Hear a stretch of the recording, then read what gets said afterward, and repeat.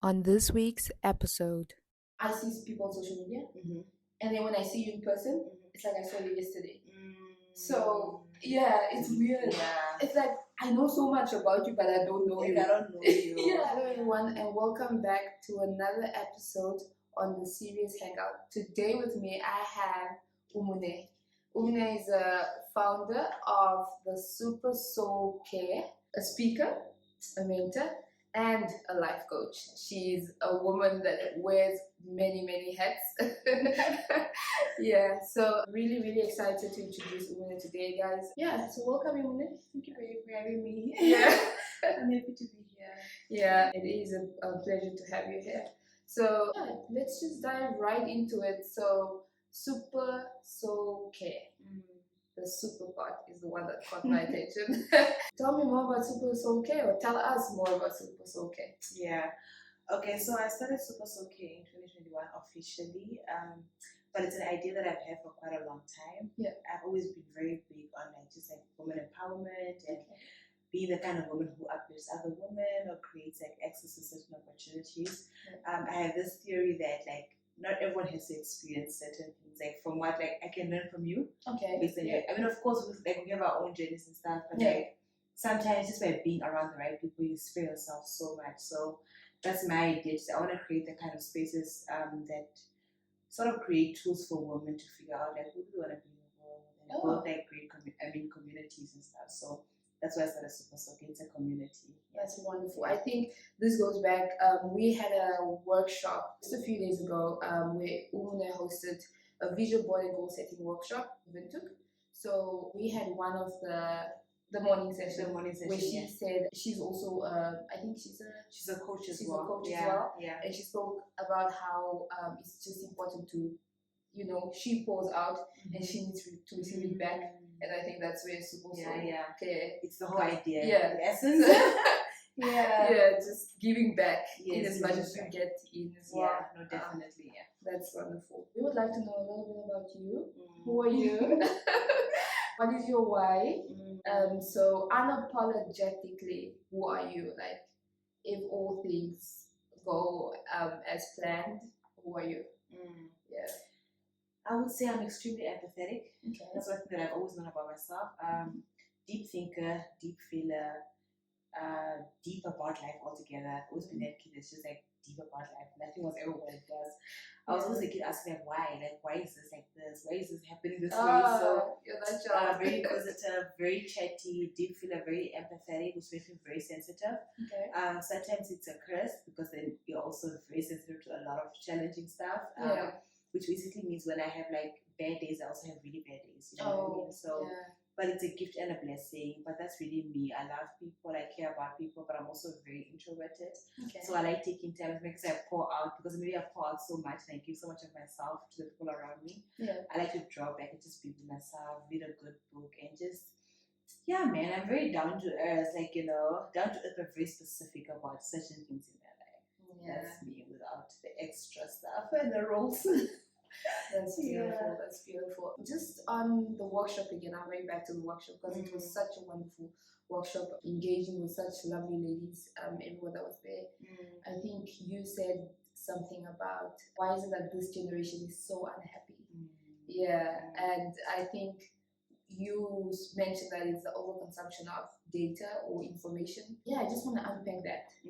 Why is it that we're so concerned about the looks that also then pours out into other things then you create self-limiting beliefs.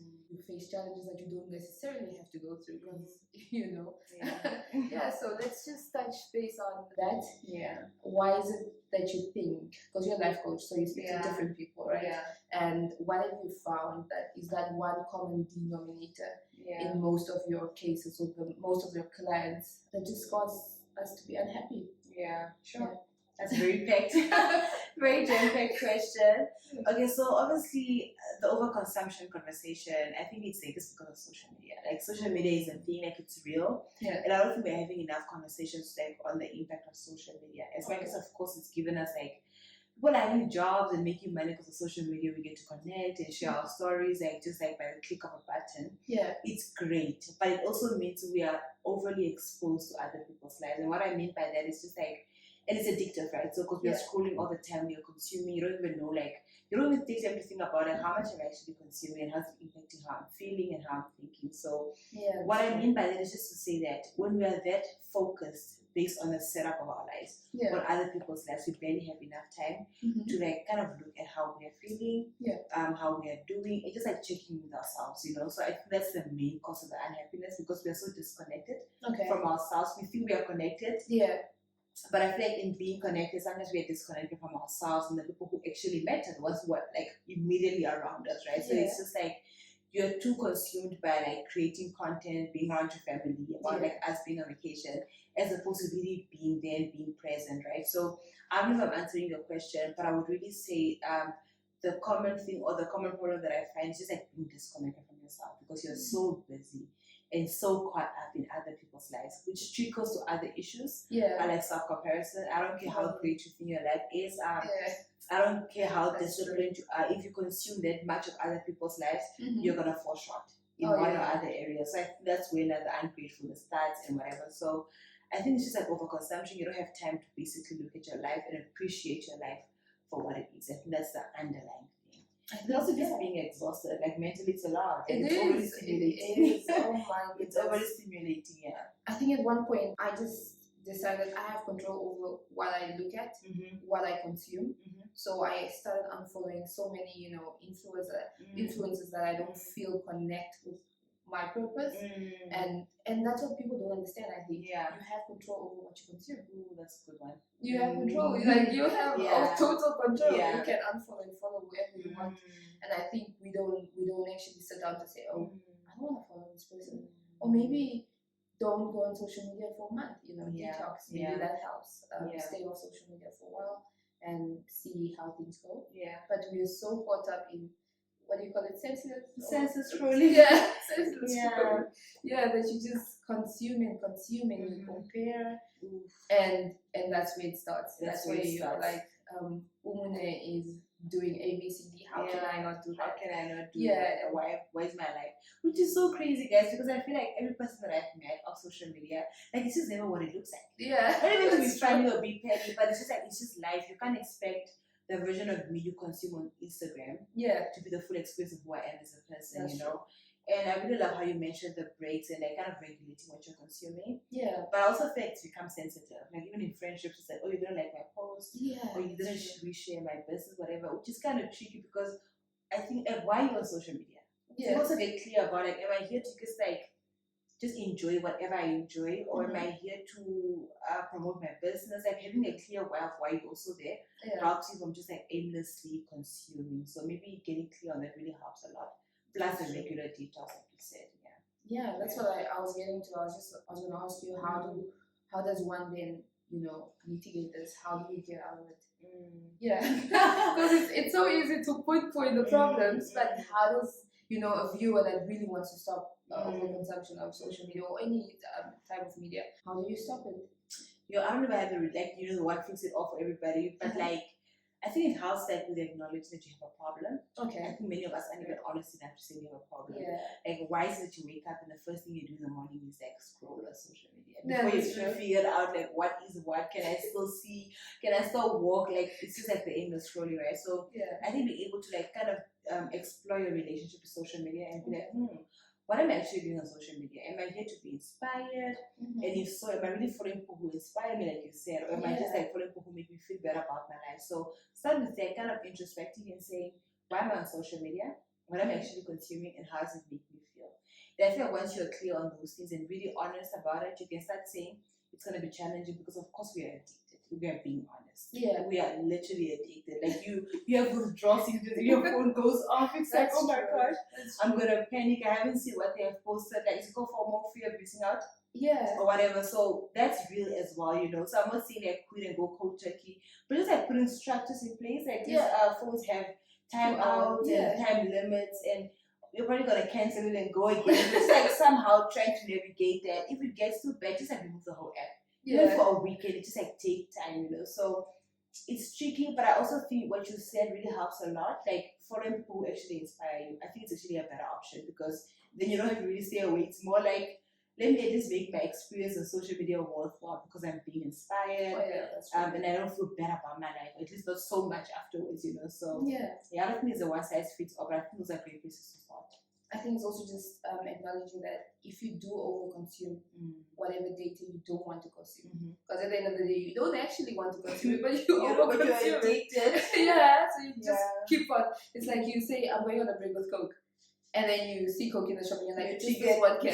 Just this one can. And then tomorrow you're like, oh, just this 2 liter. You know? So if you do consume it, you have to remind yourself like it's self-sabotage. You have to be honest, like, okay, honest, am I doing this for myself or somebody else? And you know you're doing it for yourself, so you have to stop doing it. Yeah. And the other thing is just that, time limits. Time limits. Yeah. I have it on my phone. I do fail, to be honest. Yeah. I do. Sometimes it's like, I'm like, did I really scroll already for like girl, like 2 hours shopping, it's been 2 hours already. I didn't even realize it's so embarrassing. Like, oh my gosh. But at the back of your mind you have that. So you know that every time you go on it shows you like, do you really want to go on this? No. So you're like, be quick, go in and go out.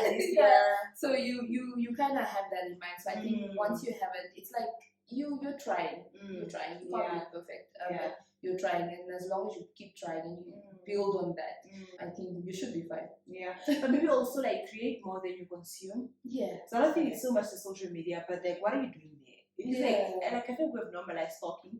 Yeah, because of social media. It was stalking the people. Like I know, like, oh, Jesus is Namibia now. Oh, she arrived. Oh, she's like, that's crazy, and we have made it so normal. So I also feel like maybe if you want to be there, it's fine, be there, but then create, which changes the dynamic of that because it's more like you are kind of being useful or sharing something that you care about. Just do something as opposed to just like consuming and being a stalker. Which is like super weird also. Like I think what's really weird is I see people on social media and then when I see you in person, it's like I saw you yesterday. So yeah, it's weird. Yeah. It's like I know so much about you but I don't know you. I don't know you. It's like, how do I know? Like, I see people on the street, I'm like, oh, she likes this. I saw this person. Where did I see this person? Yeah, but it's one of those things that you have control over what you consume. And I just always remind myself, like, if I feel some type of way of, because of someone's post, if I feel like you don't align, whatever you're saying, because you have the free will to post whatever you want. Exactly. And I have the free will to consume whatever I want. So whatever is in my control, I control. You can mute. Yeah. If unfollowing this too much, thank God that you can mute. The whole like account disappears basically, you know. So it helps a lot. And to preserve the peace, because you want to be following your friends sometimes. So you don't want to ruin the relationships.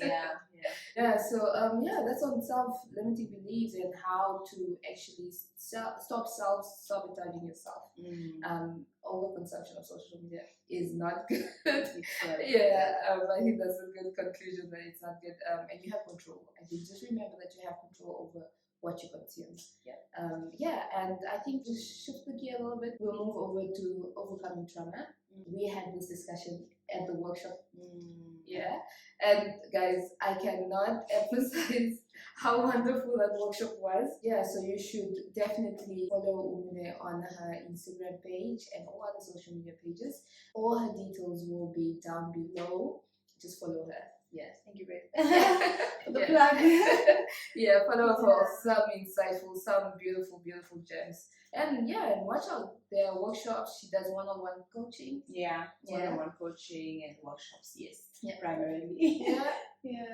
So that's wonderful. So let's just shift the gear and speak about trauma.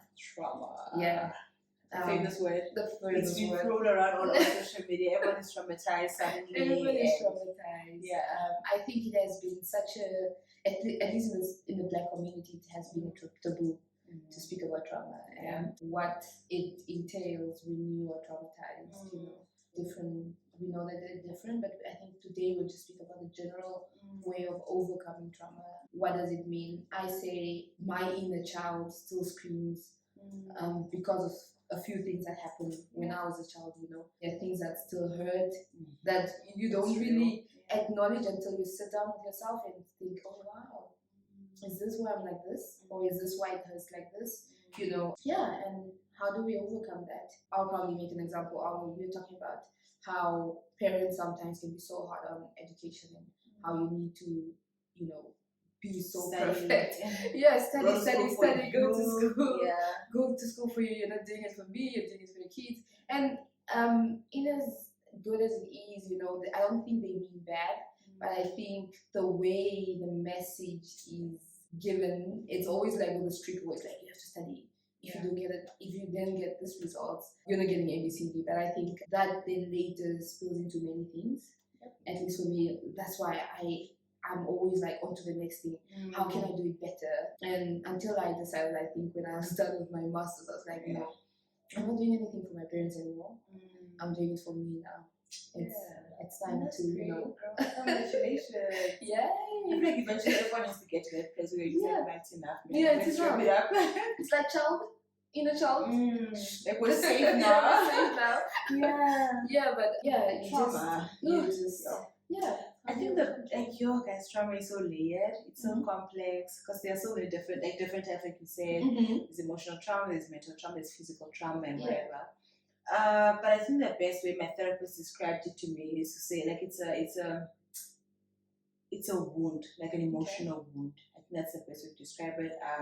Something that happens, severe stress exposure, whether it's a moment or a couple of months or even years of your life that are severely stressful, to the point where it creates like a wound in your mind, like an emotional wound, obviously, right? Or physical for some people and stuff.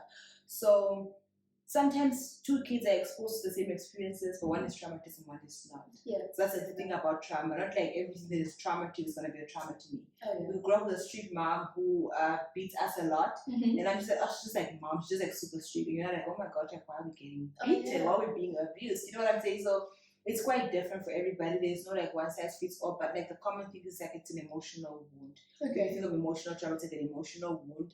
The same way that you have a wound. If you hit yourself against something or get burned or whatever, it's the same thing. So it might heal, but the scarring is still there. And then that's what happens when you get triggered, right? Because you're like, yeah, it's been 15 years. Why am I But damn, why am I spiraling? Why am I spiraling? So I guess whatever that scare is for, it's probably be big air or lifted or whatever, so you're triggered.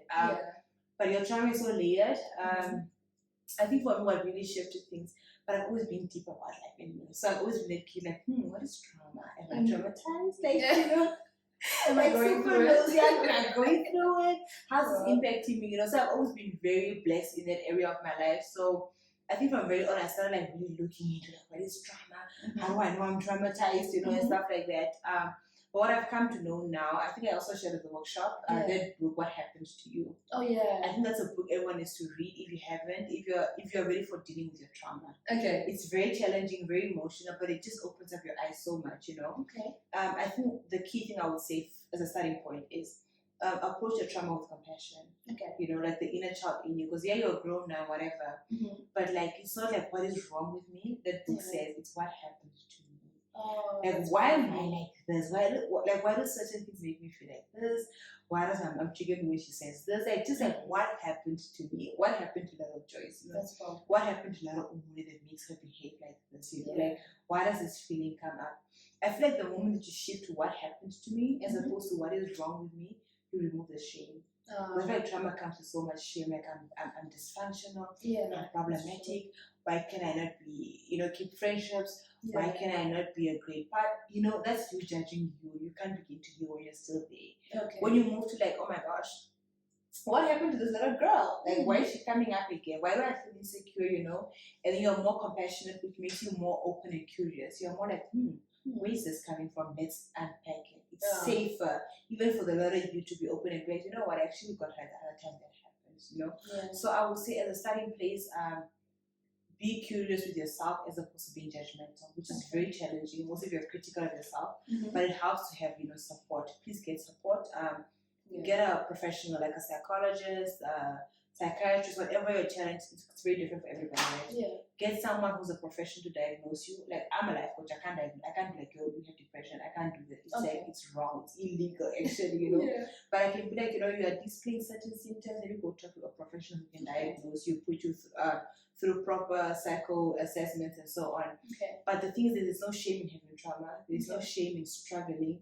Matter of fact, you should feel so good if you've gotten to a place where you're aware of, like, you know, something happened to me, and whatever I'm experiencing is coming from somewhere. And even the state hospital has a lot of facilities that are free. Yeah. Great psychologists that can help you. So if you're watching this and you feel like you don't have medical insurance or whatever, I'm sure the state will provide one or other services that can help you. So talk to somebody, get support, and work on eliminating the shame that comes with having trauma. Trust me, we all have it. Yeah. We're all struggling in different ways.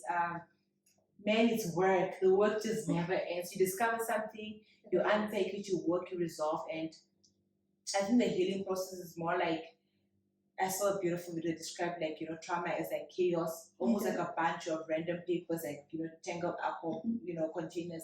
And then when you do your work, it's like kind of sorting it out. It doesn't go away, but you're like, oh, this is what happened. Okay. You unpack it, you clean it up, you pick it properly in your mind, you're able to resolve it, not be as triggered. And I think then you can also identify what triggers like, you know exactly what's yes.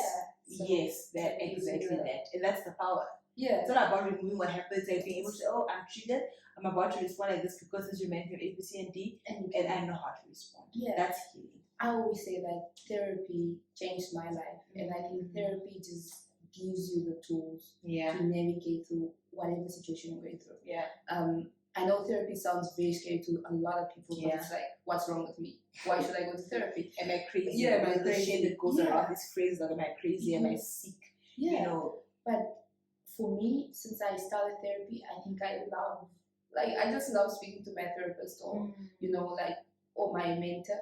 She's also like she has some sort of training, but she gives you the tools. Like, so when you face this one challenge or problem, you just know how to navigate around, because she knows how you think. Sure. So because you speak to her every day or every other day, so she understands how you feel, and then she's like, okay, when you feel this way, deal with it this way. When you do this, how do you think about this? Oh, they just unlock things. They're challenging you to think. Yeah, you're like, I never out. thought about that, or I never saw it in this light, but thank you for, you know, for letting me know, for shedding some light. And I love how you're saying that we have to normalize therapy, because your friends can't fix it. Yeah. Like, I'm your girl, I'm like, yes, girl, like, whatever, know your worth or whatever. It's just a commotion, and it's cute, but it can't fix your problems. Your friends can't diagnose you, your friends can't advise you, they're unprofessionals.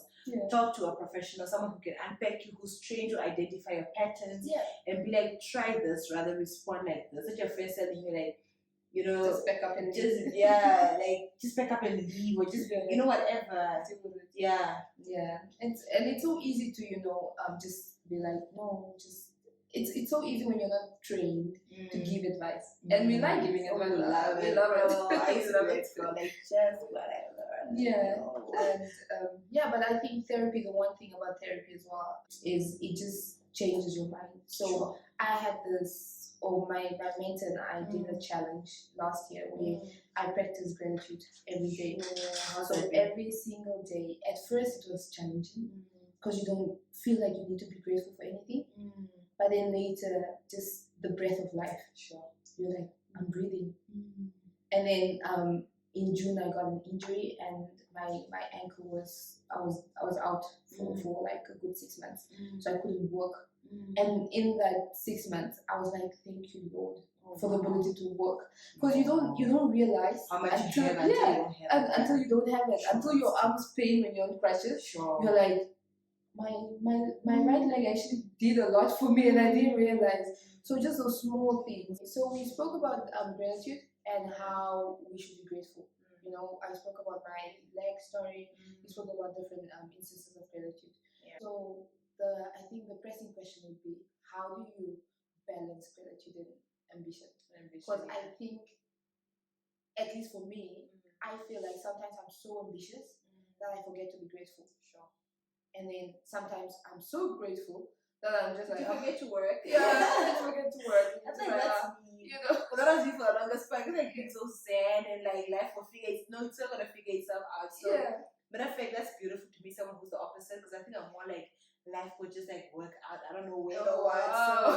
Now I'm more like, it's not big. It's not your shit. You put in the work. So I think I would say, I don't think they're mutually exclusive. I think both are necessary. Okay.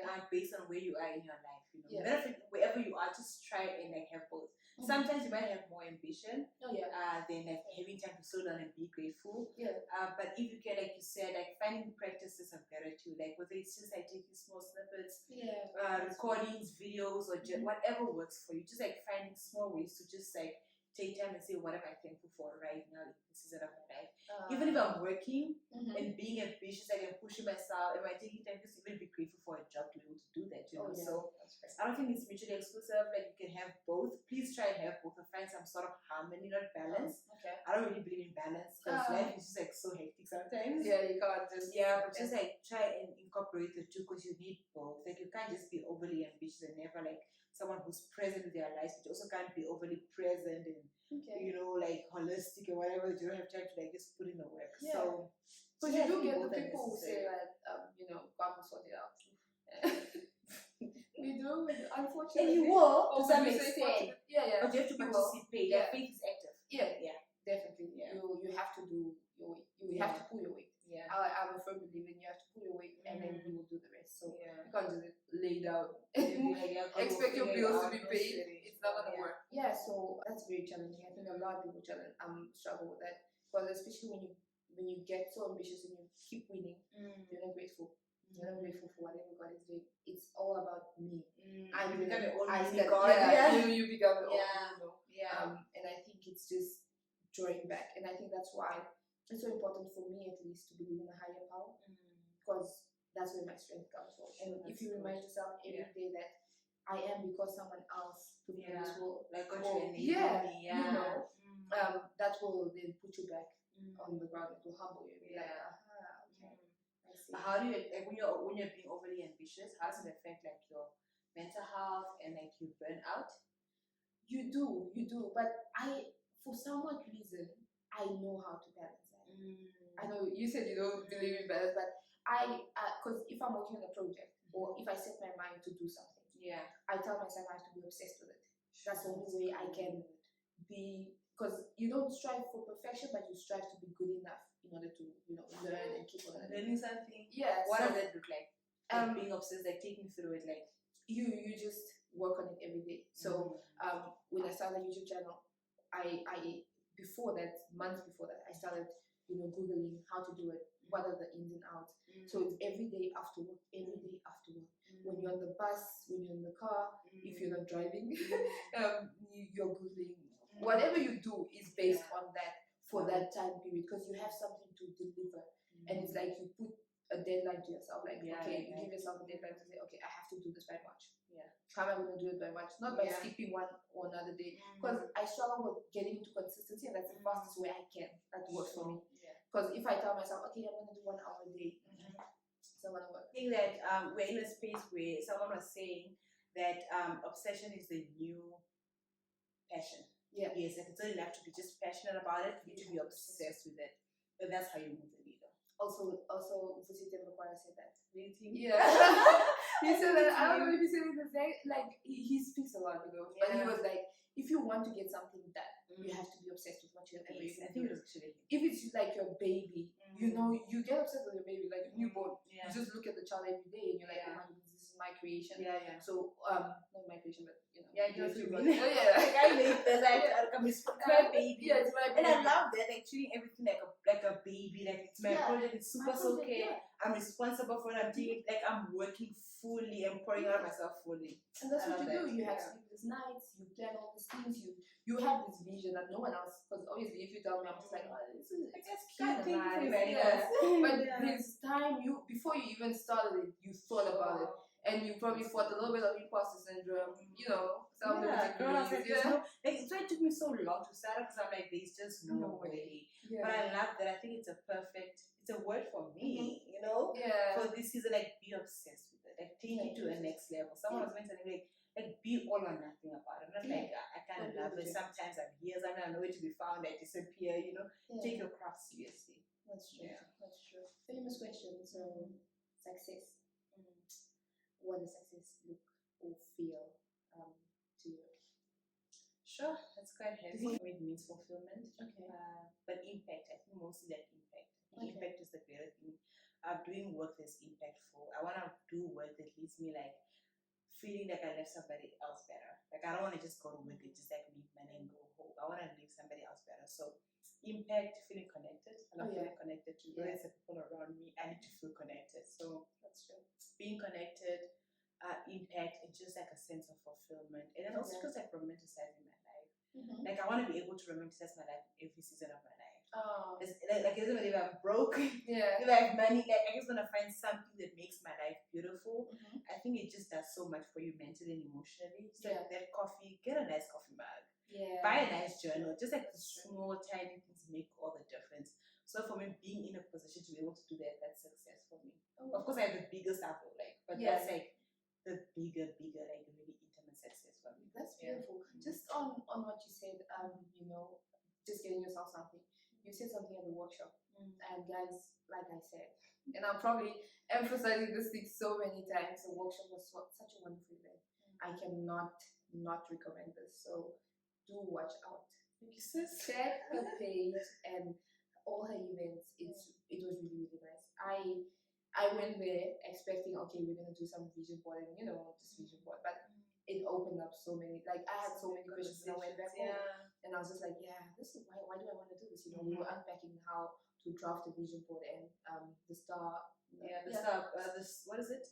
Smart goal setting. Goal setting and all, and just the questions behind it. It's not always just it's just how do you get there? Why do you think that? What's the limit? Yeah, why are you not getting there? Why are you not getting there? And then you're like, I never thought about why am I not getting there. So success. What does success mean for you? I think it's important to ask you the same thing. So success, the word success or the meaning, it was really tricky for me for a long time to define what it means to me, because I always felt like success is black and white. The definition is like you need to have a $1 million in account. I'm just making it up. You have to have this type of car, a house, a wonderful job. That's real. Yeah, and I think that's because we are brought up to believe that is successful, and that's what I saw. Movies and everything. You just think like, oh my god, my uncle lives in Ghana, that is success. That is success. But that is not success. Yeah. I think the one thing that I read recently was a man that said success for him is when his kids come home without him asking. Like they want to come home. They want to come home. That's as a parent. I said that. That's a win. Like, that's a win. And I thought to myself like, wow, look at this guy. This is like you. He said, I have all the money. I have everything that I want. Materialistic things, I don't need them. For me, success is when my kids call me and say, Dad, I'm coming whether you want it or not. He said, my kids wanting me around them is success. So for me, success is fulfillment. Is when I do things that can empower others. Because the birth of this YouTube channel was just not because I wanted to speak about serious conversations, I wanted to really shine a light on conversations that I feel people don't have, and platforms especially for us, being Namibian and just having those conversations, not in a professional setting, outside setting, but just on the couch, two friends talking, just talking about a topic that many people actually face or go through. And just explore that. And my hope is just that all these conversations do impact someone somewhere. Like I was saying to you earlier, I've been so moved by so many things that you have said. Like I've learned so much. And someone even told me from the workshop, like the lady that was speaking about finance, when you told her about finance stuff, like, oh my gosh, she's so smart. I forgot to share it with you. Like I learned so much from her that I didn't know. I'm like, you don't know. Like you're so wise. Thank you. But the goal is just to have these conversations and really just speak about topics that are either shunned down, not really nice to speak about. And not comfortable to speak about, but just to really just have people open up and share their stories with us in their professional capacities.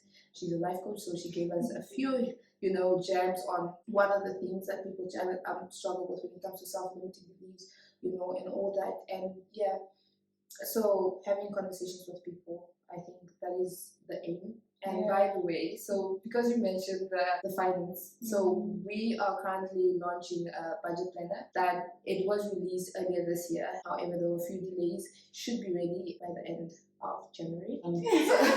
So Everyone please get one. yeah, so it's on my Instagram page. So that is Chat with Tati. If you just click on the bio, you will see that there is a link that takes you to the budget planner. So please do watch out for the release in Namibia. So in the UK, it is available on Amazon. So if you are watching from the UK, please do feel free to just go on Amazon and purchase the budget planner.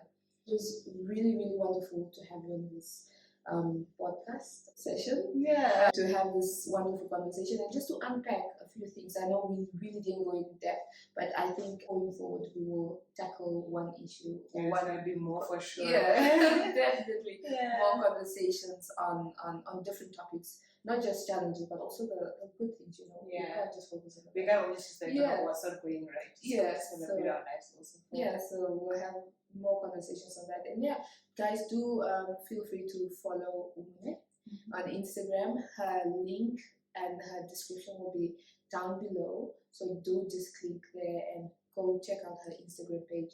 Wonderful, wonderful gems. She's sharing all things personal development. If you want to work on yourself, she has one-on-one coaching sessions available.